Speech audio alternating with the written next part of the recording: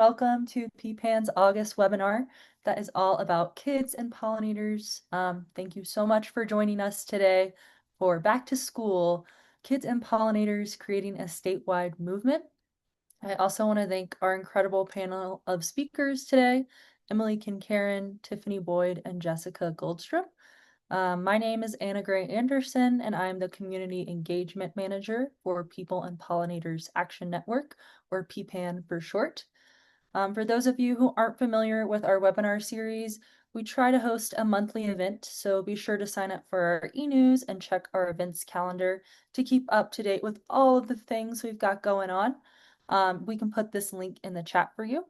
And before we get started, I just wanted to share a little bit about us.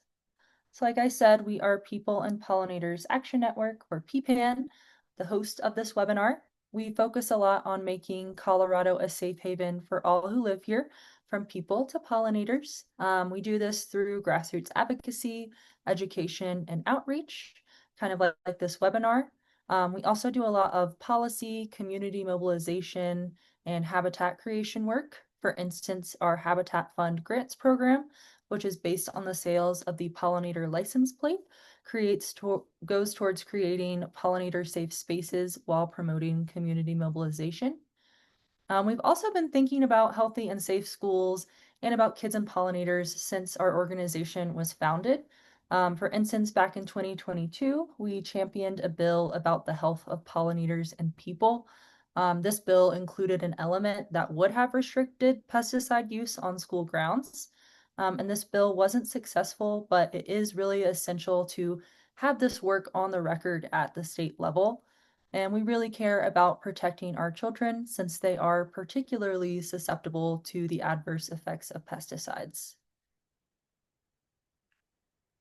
And again, I just wanted to emphasize the significance of that Protect Pollinators license plate. PPAN championed the legislation that created this license plate, and the majority of those donations for the plate go directly to funding our Protect Our Pollinators Habitat Fund, which is that small grants program.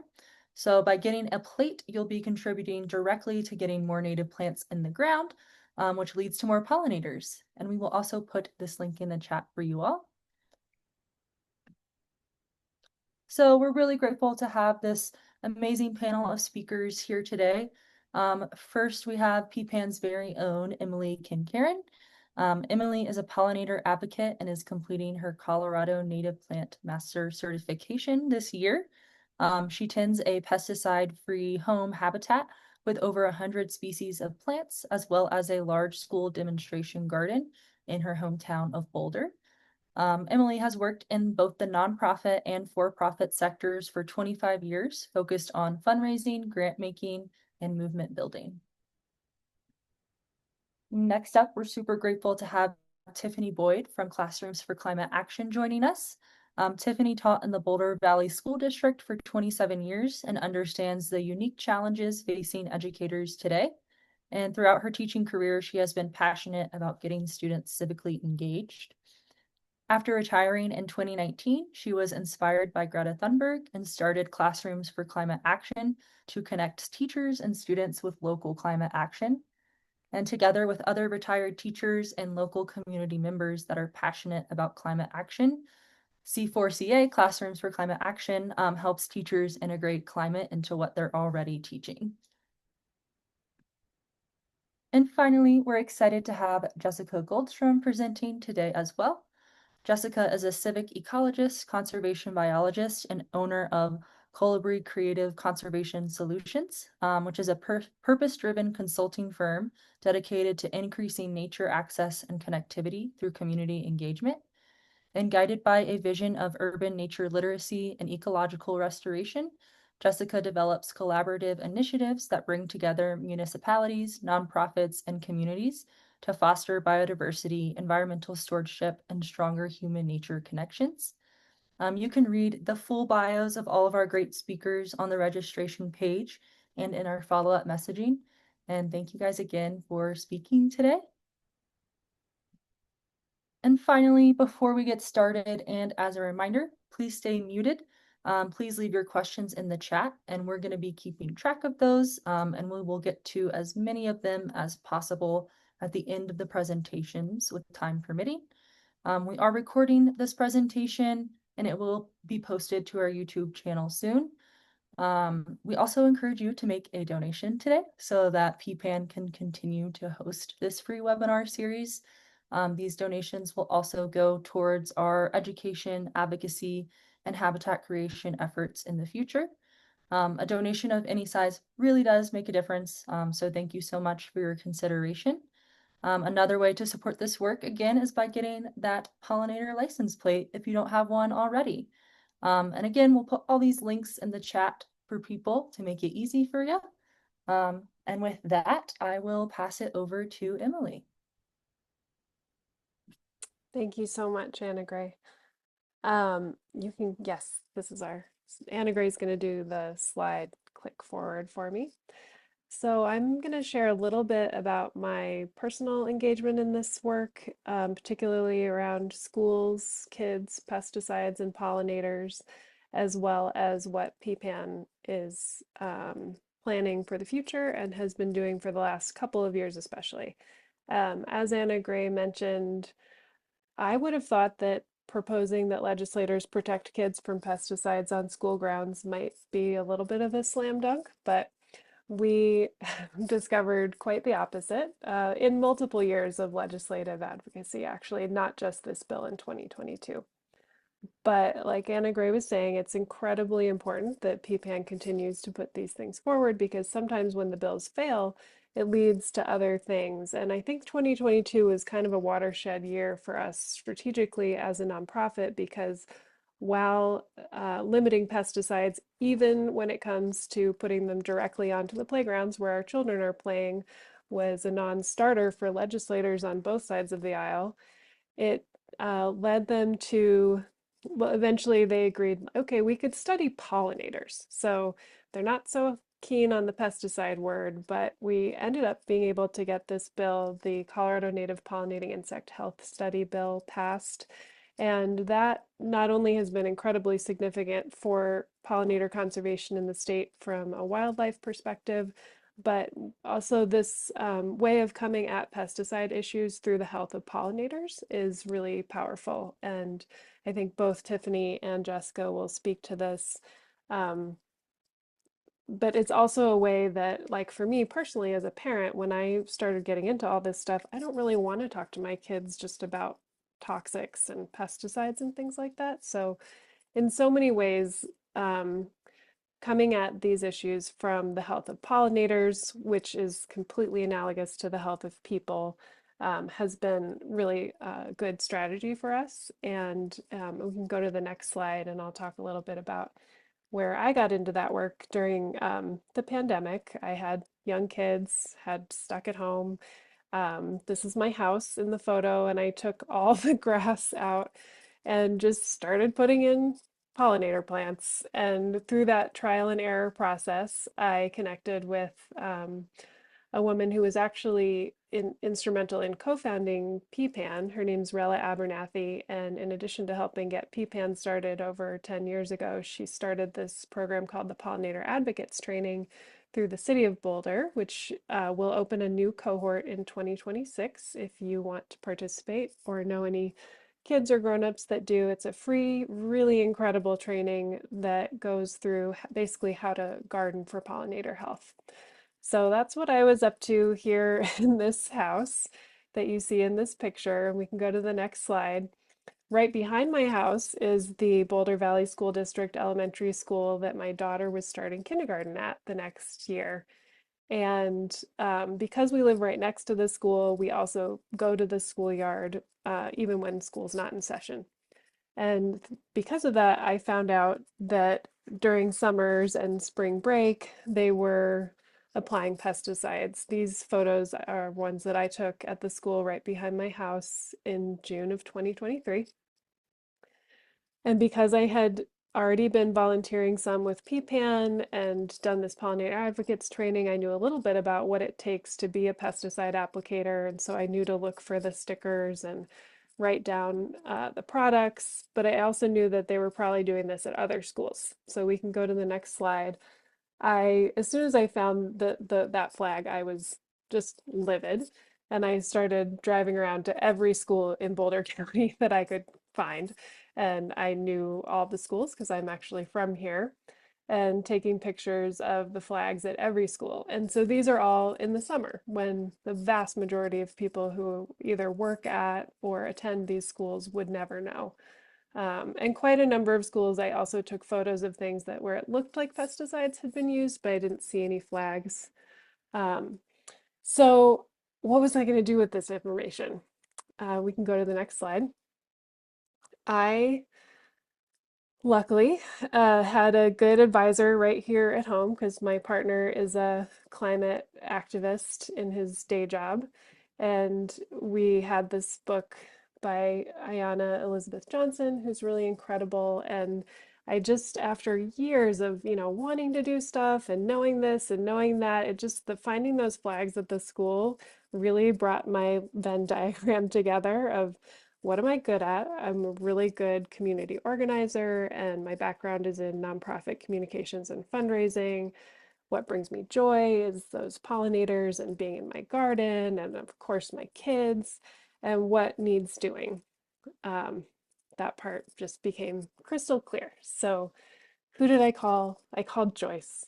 And I said, this is happening. I really want to make sure that we approach it strategically. And I know I don't want this to just be like parents at one school kind of raising a ruckus. So, what can we do? And we can go to the next slide. We began strategizing, and that was right around the time when I think I contacted Tiffany, and I knew about her work with in the classroom, partnering with teachers that she'll tell you more about. And I felt like, okay, we need to talk to the school board, but we want this to be about more than just, hey, stop spreading pesticides. We wanted to really bring pollinator health and climate resilience into the whole framework of healthy schools. So Boulder Valley School District, where I'm working and where my schools attend, has a really great climate action plan. And it's all about transportation and building efficiency and water conservation and things like that. And it wasn't really taking into account the landscape in any way, positive or negative. So we really kind of just jumped full steam ahead into this journey of working with the Boulder Valley School District, finding our partners, our core partners, and building relationships with the actual people at the school district and at the schools who would have a hand in these decisions and what gets done. So I think it's really important if you're somebody who's associated with a school and you want to work on changing how things are done in your district. I wanted to approach the school district as an ally and a partner and somebody bringing resources to the table, not just to say, like, what's wrong with you? Why would you do this?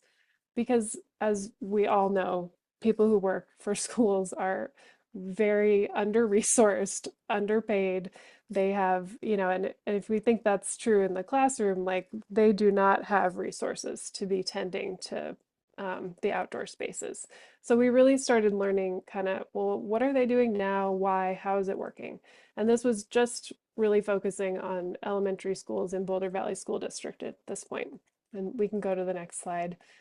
So what I discovered is that they were subcontracting landscape management, to somebody with a lawnmower and a weed whacker and a pesticide applicator's license, and that person had orders to keep the weeds down.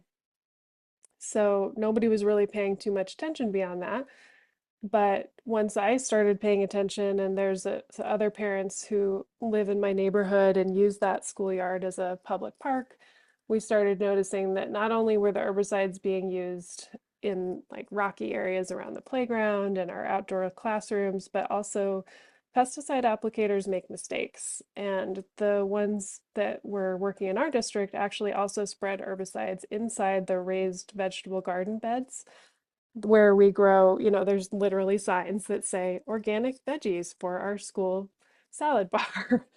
And I will never understand why they would do that. But to Boulder Valley School District's credit, as soon as this was documented, as soon as this was known, everybody was like, that is not okay. We're going to mitigate the situation, replace the soil, get a new subcontractor to do the work, all the things.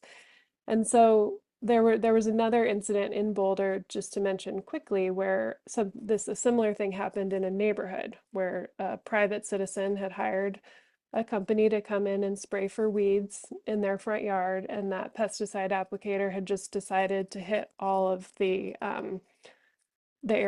common areas in those house strips around this person's house, which is illegal. Those are public spaces and nobody's allowed to spray them other than the city, and the city of Boulder doesn't spray them.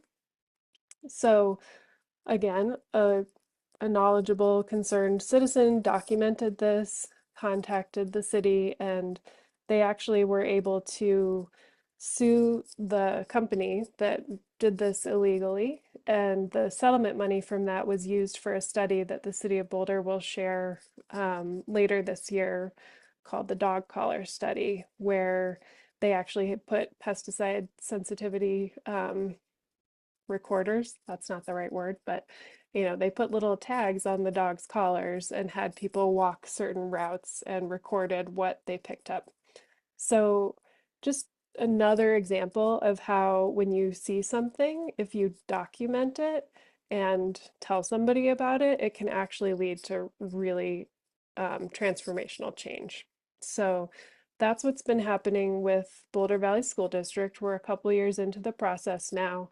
As soon as the mistakes became known, they've been incredible to work with, and we're so lucky to live and be doing this in the city of Boulder, where there's already a lot of knowledge of how to manage parks and turf without pesticides. The city has put a lot of resources into supporting Boulder Valley School District to make this transition, and they're applying it to all 56 of their campuses. It gets a little bit trickier on high school athletic fields, and I'm happy to talk about that if anybody wants to talk about that. But it has just been an incredible journey with this school district, and somewhere in the middle of that journey, I actually became an employee of People and Pollinators Action Network because I'm so inspired by the effectiveness of how our little team makes change happen and works with citizens anywhere in the state of Colorado who see situations like this and want to change it. So that's my personal story and how I got to be on this webinar. And we have some really exciting plans coming up for 2026, where we're working on expanding the success that we've had with Boulder Valley School District into the rest of the state. So that's just in the kind of build up phase. Really excited to talk to anybody about it who wants to hear more or get involved. But I want to save as much of the time in this hour as possible for you to hear from Tiffany and Jessica, because I truly are heroes of mine. When I got into this work and looked around to see what other people were doing, I mean, they're literally like Google search result number one and two in terms of people doing amazing work in schools and with kids and teachers around pollinators. So I will be happy to chat more at the end when we do the questions. And I believe I'm handing it over to Tiffany. Awesome. Oh my goodness. Emily, thank you so much. It's been so much fun working with you, working with Brett, working with School Boulder. Yeah, I'm just really grateful to be a part of this work. And you have so much expertise, and I have learned so much from you. And I appreciate your courage and your bravery and the way that you just charge ahead with systems level change, because that's what we're all about as well. So, okay, so let me go ahead and share my screen here. So again, my name's Tiff Boyd. I'm with Classrooms for Climate Action, and I come to this work as a educator. I've taught elementary school for 27 years, and my passion as an educator was getting students involved with issues that are important to them in their community. So as a classroom teacher, done lots and lots of different, similar to some of you are familiar with Jane Goodall's work in Roots and Shoots, where it's kind of thinking about uh, global issues, but then taking it with that local lens. So we've done everything around fracking and immigration. Kids listen to their parents what they're talking about. Kids listen to the radio. Kids are in the car while their parents are discussing things, and kids want to be a part of what's happening in their communities. So preparing kids for civic engagement is really what we're all about. So that's why I appreciate so much Emily's approach and PPAN's approach to systems level change.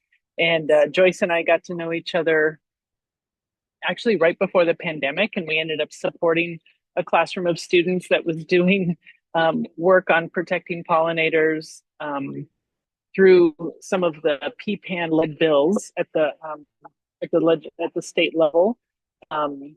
So that's a lot of what we do. Let's see. So we really are about supporting teachers, and we're about building teachers' capacity. A lot of our volunteers are retired educators, and they understand that teachers are passionate, but teachers have such little time and energy for really robust project-based learning.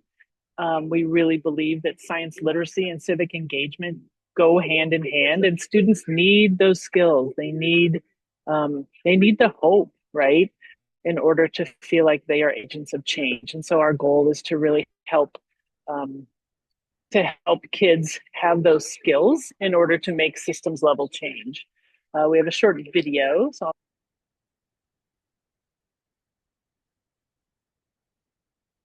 I don't hear anything yet. Dear Thomas There we go. Vilsack, to Senator Michael Bennett. To Thomas Vilsack, I am writing to you because I think playgrounds should have more shade, including nature. I would like you to make farm workers able to access shade and cooling station in the field. So Classrooms for Climate Action is a nonprofit that was started in 2019. And our goal is to support teachers and students to raise their voice for local climate action. Direction where they truly see themselves as change makers. And one of our favorite units was when we went down to the Capitol building and we brought students down to speak to the floor, legislators and the floor, about pollinators and the importance of pollinators. These adults and how receptive they were to students and their pleas for climate solutions was so impactful. The students need to feel like they're not just answering a question to see if they could get C, because C somehow is the right answer. They're looking around their world and they're trying to think, gosh, what could be better and what could I have the agency to solve? How could I be part of a solution? Yeah, my involvement in local climate action has really altered my perception, I think, on community in general and as well as what my future aspirations are. As far as community, I think prior to joining all of these initiatives, I didn't realize how much power we have when we unite and collaborate over one shared goal or one shared interest. Hearing and learning from kids is so meaningful for these grown-ups and for our community. And if it can expand out of these little pockets and little bubbles where C4CA works, and it can reach our greater Boulder community and Colorado community, it can just grow that much bigger.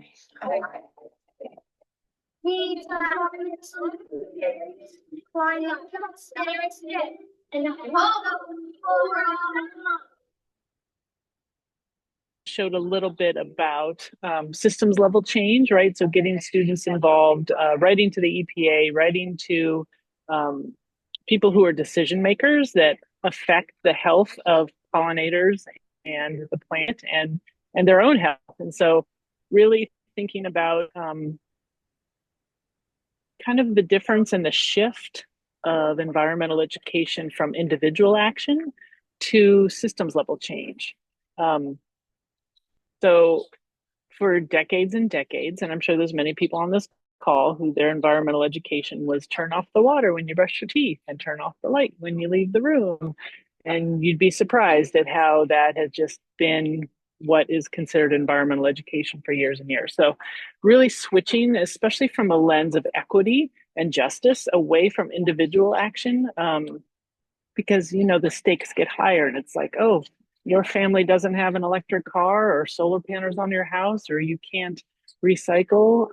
So really shifting, like every kid has a voice. So shifting to that policy level change where students can impact things on a systems level is really where we're at. So there's lots of us involved. We really believe in intergenerational impact. Margaret is one of our boomers. She calls herself the boomer, age 76. I'm 59. We have millennials, we have Gen Zers, we have Gen Xers. So part of all of that variety of skills and talents is what makes our work impactful, because everyone has something to lend to support teachers. So just a little snapshot of some of us who are doing this work. Next slide, thanks. So I just want to give you a little background about who we are and what we do, and then I'll talk a little bit more about some of the things we've done with pollinators. So we really are trying to connect teachers and kids to this larger work in our communities, so that kids have a chance to access the work that's already happening in their community. For so long, teachers kind of create, I don't want to say artificial action, but sometimes because of their capacity, you know, things become kind of small and focused on the school, which is great. But oftentimes they long for their students to have a larger impact in community issues. And so that's really why we work with teachers and kids. Go ahead, next slide. So again, retired educators, we're super lucky to be connected with lots of university students, community members who are passionate, and really we are that human bridge to make that connection when teachers don't have the time to do so. Next slide. So a lot of what we do is we integrate climate science, climate justice, climate action into what teachers are already teaching. It fits everywhere, and so it's not hard. It's really not hard to fit climate in. So it also helps because not only do we help teachers address their standards, they often go beyond their standards. Right here, you can see the slide on the left. This is Rashawn Edison. He works for Harvest of All First Nations, and part of our goal for every unit that we teach is to bring Indigenous perspectives and Indigenous knowledge into the classroom. And then on the right, we've got a group of second graders at Heatherwood who are learning a little bit about UV. And we do a lot of jigsawing where kids learn something and then they turn around and they're the experts and they teach other kids. Next slide. And why do we do this work? We do it, again, for an agency for the next generation, right? We believe activism is education, education is activism, and kids deserve to be in front of decision makers. The student in the middle here is speaking to City Council in Boulder about a flood mitigation plan that was going to impact a manufactured home community if it didn't happen. So it's about centering, a lot of it is just under the umbrella of climate resilience, right? This particular one about flood mitigation and being prepared, because kids deserve the truth, and we give kids the skills to face the realities of what climate change is doing. And we tell them it's not if you're going to have another flood in our area, it's when, right? And they deserve to know the truth. So we always start with the truth. Next slide. And we really believe that schools are the hub of so much potential community action, right? Because once you get teachers and students engaged, parents become involved, and the potential to reach so many more people in a neighborhood when a school is involved is great. So this is a picture from a climate action fair that we had at Heatherwood, where community members came, and we had tree giveaways, we had mulch giveaway, we had all kinds of kids teaching community members about what's happening. And here they are presenting a little bit about how important it is for them to be a change maker in their community. Next slide. So here's our framework. This is how we build out our lessons, again, with community in the middle and thinking about kind of a backward design approach. So what are those local issues or statewide issues that youth can have a voice in? And then building the unit backwards so that they can have all that background knowledge in order to speak articulately, to write, to draw in a way that impacts decisions in the community. Next slide. So we work with teachers, we design our units. There's 6 sections because we usually teach 6-week units. So we're with the kids in the classroom and outside and on field trips for 6 weeks. We usually are with them twice a week. Currently, right now, we're preparing a unit for 4th graders at local elementary school in Boulder, and it's going to be agrivoltaics as a climate solution. So we'll be taking the kids on a tour to Jack's Solar Garden. They'll have an opportunity to learn about renewable energy, to learn about soil compaction, to learn about pollinators, to learn about farm worker health. So all of those things are kind of built into the 6-week unit. Next slide. Again, it does fit everywhere. So thinking about pollinators, you look in the middle there, we can talk, pollinators can weave into water, can weave into local food, can weave into urban forests. There's just so many issues that are embedded into the K-12 curriculum that it makes it really easy for climate to be a part of what teachers are doing in the schools. Next slide. A lot of times we want to teach kids about the challenges, but also really lean into what are those solutions. Next slide. So these are some 2nd graders that we worked with during, Anna Gray was talking about the important fundraising component of PPAN was embedded in this amazing license plate unit. And we worked with Joyce to have kids design entries for the license plates. You can see Paige was very excited. Look at that picture. Isn't that amazing? That white line sphinx moth is so good. And so the kids were learning not only about the pollinators themselves and how important they are, but then also about solutions. The next slide. This was first slide about solutions. And so kids would learn about the solutions and they would choose the ones that they wanted to include in their presentation. And Joyce was instrumental in helping us get the kids' voices in front of legislators when the license plate bill was being presented. Next slide.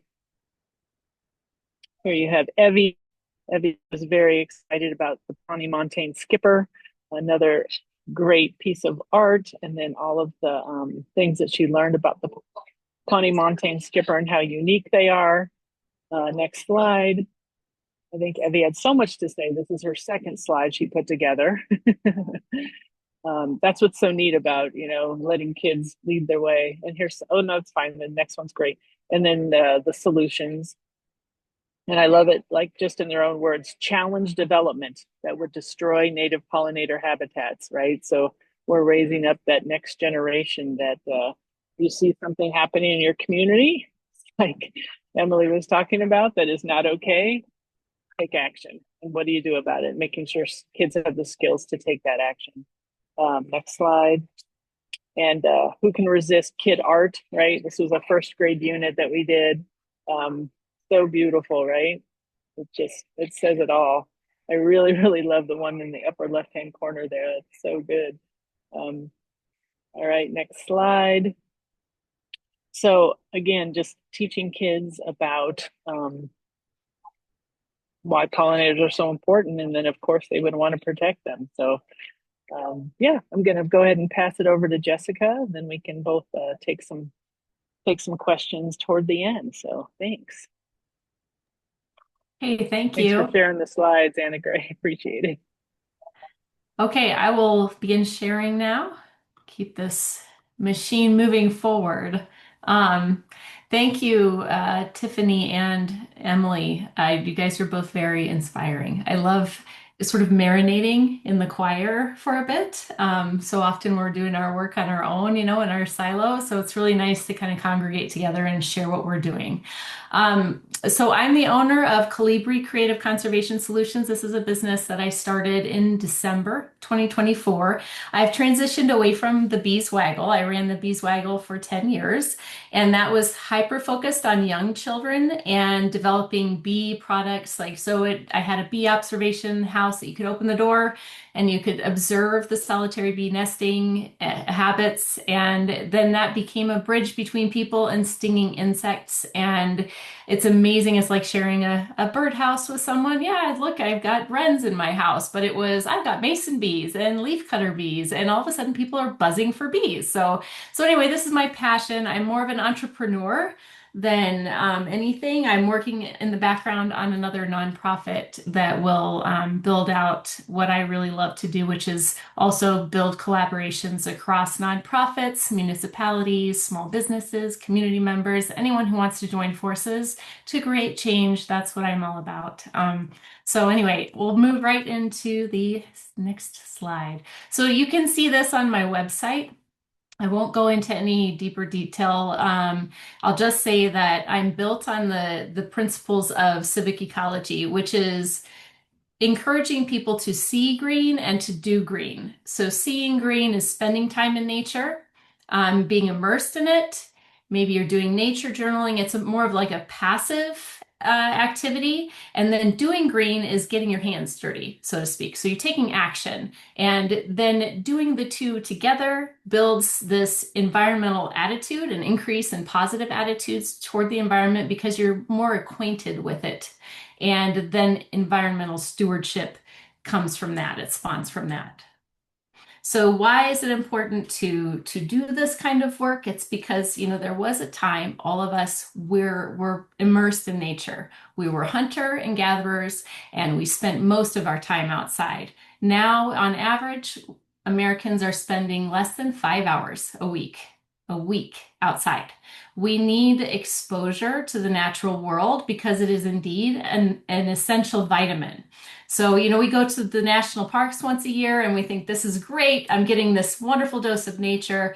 But if we were to just binge on vitamin C once a year, it wouldn't cut it, right? We need it daily. So my goal is to thread it back into the urban and suburban landscape through both education and projects that are hands-on that actually transform the landscape. So gardens are a wonderful way to bridge everything together. So we're talking about climate. Climate action is gardening. I mean, that's one of the strongest acts of conservation that you can put into place, especially in the epicenters of consumerism. When we're not surrounded by nature, how can we expect to care about it and make decisions based on it? So this is what got me started, the lawn obsession. So back when I started my Beeswaggle business, I was in Highlands Ranch, which is a giant HOA, and they require you to have a certain amount of grassy lawn. And in your front yard, your backyard, they weren't as micromanagerial about it, but the front yard, they were very particular about it. And I was like, what is the deal with this grass? Like, why are people so obsessed with it? Well, it turns out it's a cultural norm that started way, way back when the aristocrats were like, I really love the European estates. I want to bring them to the United States and make this beautiful grassy lawn that's, by the way, non-native. Kentucky bluegrass, ironically enough, is not native to North America. Don't let that name fool you. So that came in, and then it really took hold after World War II, when there was the big suburban boom. Then that became like how you fit in with your neighbors, how beautiful your front lawn is. It's like they described it as an extension of your living room. So it needs to look perfect. And how do we do that? We mow it, we spray it with chemicals, douse it in fertilizer, and water the heck out of it. And let me tell you, that is not sustainable, and it is toxic to everything, including our need for nature. So we don't get nature from a groomed lawn. You don't see many animals coming in there except for maybe the everybody's so-called nemesis, the bunny, right?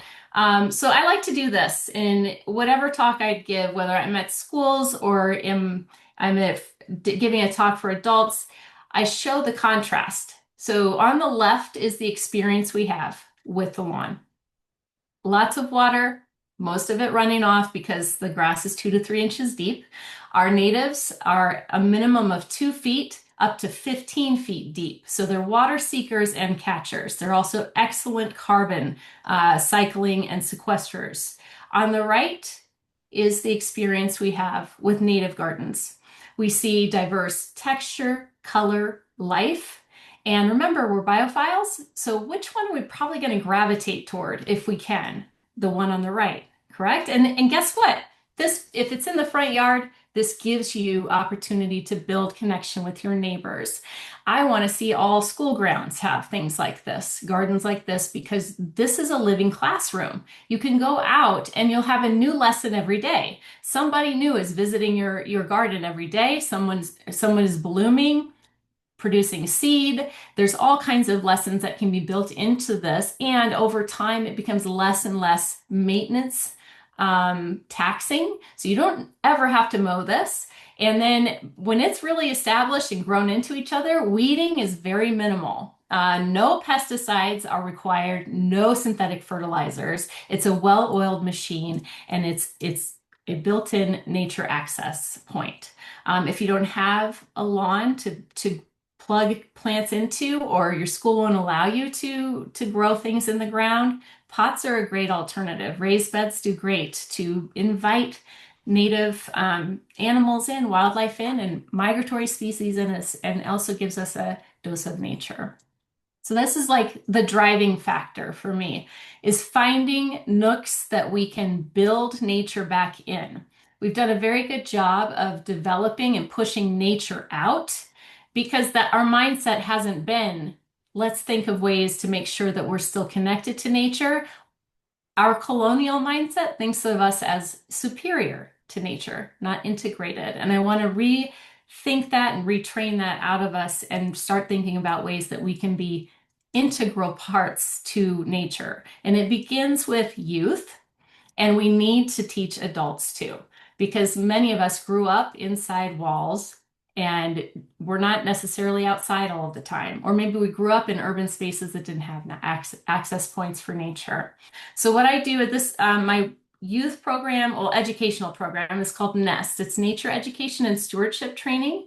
The educational programming that I offer is, I have bees. I talk about native bees, the ABCs of pollination, which can either be, I can do a one-day program where we kind of shorten it up to a species that you're interested, an animal you're interested in, or we do 5 weeks where I break it into pieces where students are learning, first of all, what is pollination?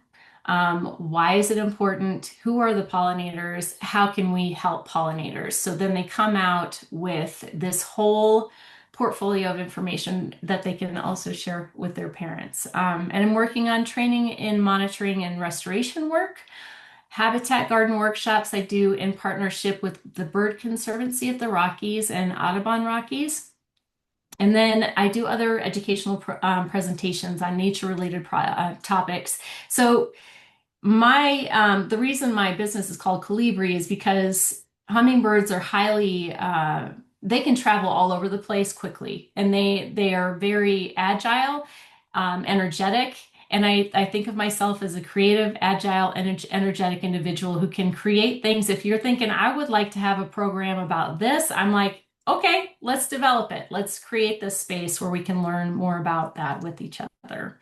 And this is one of my favorite things that I've created, is GRIT. So it stands for Gardens, Relationship, Impact, and Teamwork. This is specifically for teenagers, age 13 to 18. It is free to them, and currently is located at the Metzger Farmstead in Broomfield, Colorado. We have 16 plots, and each student gets their own plot. They learn how to grow food in collaboration with nature rather than using pesticides, synthetic fertilizers. We're learning about soil biology.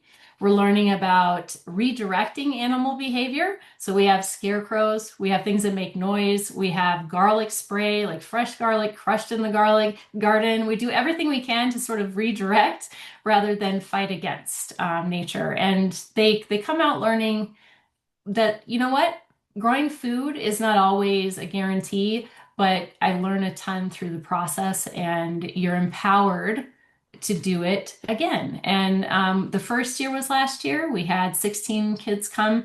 Again, we had 16 this year, most of which were kids that returned from last year. I'm hoping to branch out to an additional site next year. So if you know of a location that would be interested in starting something like that in the community, let me know. Reach out to me at colibriconservation@gmail.com. Oh, and by the way, this year we invited several expert speakers to build out their lessons on nature. So Jennifer Redmond came to talk about American kestrels. Then we had the Bird Conservancy do a bird walk. We tracked their 23 species at Metzger. We had Katie Michael come and do a nature journaling workshop with them. They learned about spiders. They learned about soil biology, composting, all the things that you need to know to be a better steward of the environment. So the sneaky part was fishing for kids who want to learn how to grow food. And then I was like, here's all the other stuff that you need to know. And then another program that I oversee this is all volunteer based. It's Broomfield Open Space Action Network. So we're talking about all the ages needing access points to becoming stewards in the environment. Sometimes it just comes down to having an opportunity that is provided to you. Like, for example, these events. This is in the third year running this year. We do a lineup of 3 bio blitzes, spring, summer, and fall.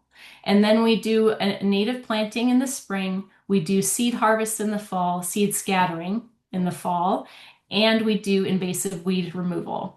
So you're getting the whole gamut of understanding of how open spaces are managed, and also why are these invasive species such a problem? And it builds that sort of like empowerment, again, as a community member to step into that space and become what I call ecologically significant in a positive sense, right? Oh, and this is a collaboration between the Broomfield Open Space and Trails Department, and then Broomfield Open Space Foundation, and Butterfly Pavilion's Urban Prairies Project, as well as Colibri. And the final piece that I have created and since passed the baton to the Broomfield Open Space Foundation is the Nature Festival. So this was like an offering, a buffet of choices. And this is something you could do in your school too. I had some of my fellow graduate students do things like environmental fairs, but a nature festival would be kind of fun too, because you're bringing in all these different organizations that we all come with our own pair of hands and interests, right, to offering solutions. And this was a way to show folks ways they can get involved, and they can pick and choose how they want to engage and what they want to learn more about.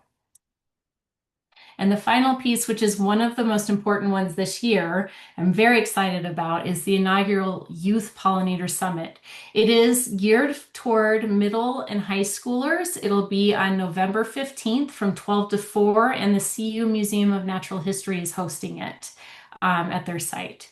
The program is on the right there, and we're working on getting folks who want to come and be part of it as an expert or helping hands for the afternoon. And if you know students that would be interested in joining us, please share this information with them. The Colorado Pollinator Network will have more detailed information once we have that all in place moving forward. And here's where you can sign up as an expert. If you scan the QR code, it'll take you to the form so that you can share with us how you would like to be involved and get your contact information in there.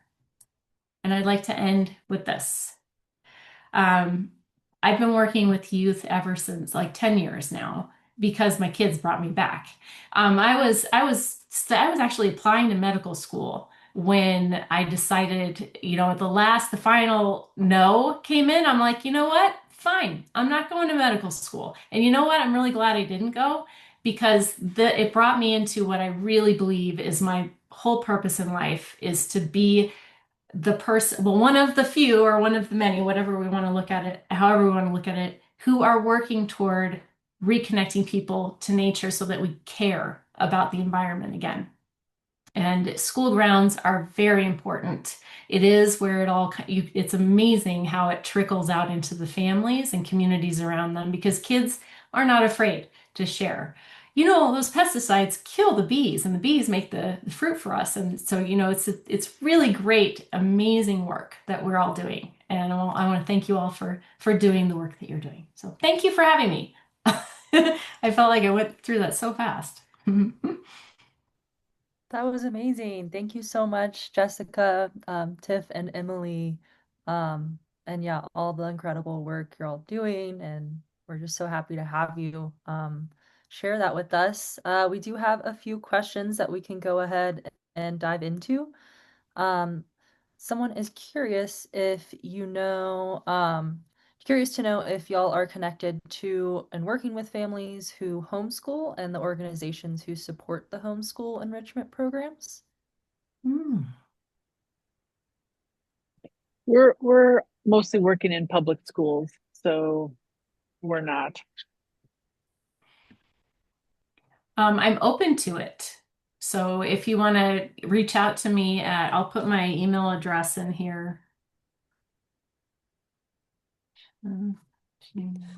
Yeah, I think for at PPAN, we're in a data gathering process to look at finding examples of pesticide-free school management that's working or learning what challenges they're facing. So I know there's places like, is it called Summit or Ascent? Like sometimes there's homeschool communities that do gather at a certain place. I'm also interested in looking at private schools that aren't using pesticides or that want to learn how to make the transition. So we're totally in that information gathering phase. We're definitely focused on policy change. And so I don't think that those policies will relate to people's individual homes. But like Lisa asked in the chat, there are a lot of, there could be a really great homeschool curriculum piece around pollinator gardening at home. And how to be an advocate for making that possible, such as working with your local municipality's weed ordinance and things like that. So yeah, I think all our email addresses are probably in the chat and we'd love to talk more about that. Hi, Mike. Awesome. And yeah, if you have any other questions, feel free to put them in the chat. And there was also someone who said they do want to hear about the high school athletic fields and spraying. They say their HOA board sprays their common areas and they use the justification to say that it's safe based on what they've seen on kids' athletic fields. I don't know if Emily wants to Joyce, take do that you want to, first. Yeah. I think you know more about the details of that in terms of what we've experienced with our organic turf public parks transitions. I can say that school systems, districts are more reluctant to give up their pesticides on athletic fields. Really, at the high school level, it comes into play. In Connecticut, when I lived there, we worked to ban pesticides on school grounds. And in the end, the law goes through middle school, but we weren't able to accomplish that on high schools because of athletic fields. So it is a real issue. However, there are examples around the country of intensely high-level sport fields being managed organically, and it's all about using a whole systems approach to building the soil. And so you have to understand the dynamics of how to have healthy, really resilient, deep-rooted grass to withstand the sort of play that athletic fields get. And, we need support in getting that work out, that message out to people that maintain those sorts of fields. And, obviously we can't go into great depth here about it, but it's certainly an issue that we would like to find ways to address and have more examples of organically managed fields. Great, thank you. And yeah, I'm not seeing any more questions in the chat for the group. So if people want to come on screen at all, you're welcome to say hello. If not, we have about a minute left. But yeah.